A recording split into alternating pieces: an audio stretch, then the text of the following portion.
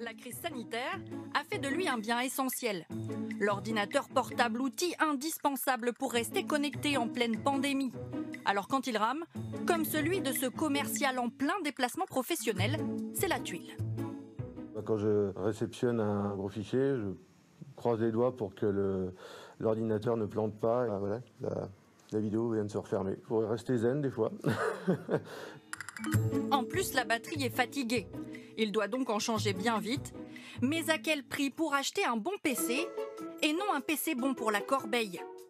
Pour le savoir, allons voir derrière nos étiquettes.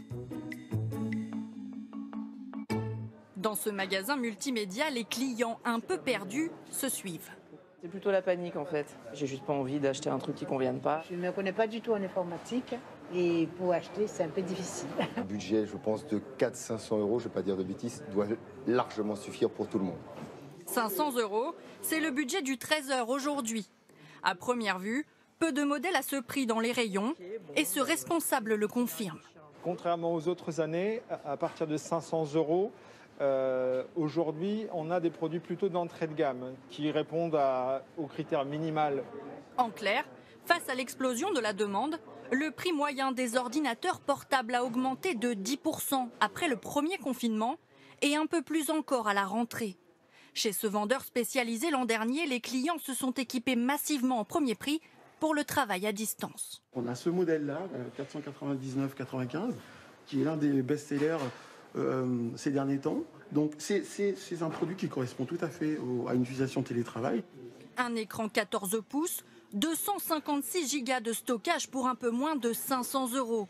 Ok, mais avant de passer à la caisse, nous l'avons emprunté pour le faire tester par un expert. Et voici l'ordinateur. À ce prix-là, on a forcément des limites. La première, c'est ce qu'on voit immédiatement, c'est le matériau. C'est beaucoup de plastique. Ça craque un peu sous les doigts. Si vous ouvrez 10 ou 20 onglets, la machine va très vite souffrir. Ça va devenir de plus en plus lent. La caméra est vraiment trop juste. L'image sera horrible, le son aussi.